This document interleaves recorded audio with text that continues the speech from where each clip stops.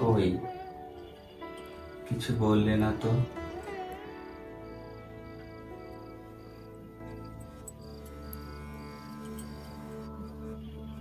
চান করে তুমি ভিজে তোয়ালেটা বাথরুমে রেখে আসো।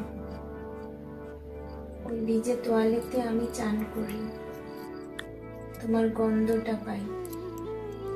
ওটা আমার অভ্যাস।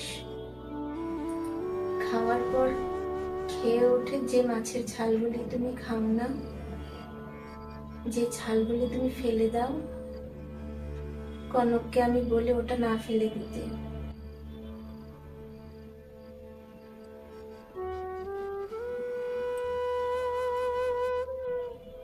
ওটা আমি খাই,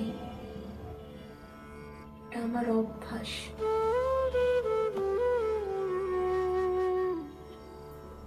এখন যখন তুমি বাথরুমে যাও, খুব গন্ধ করে। বয়সটা হয়েছে তো,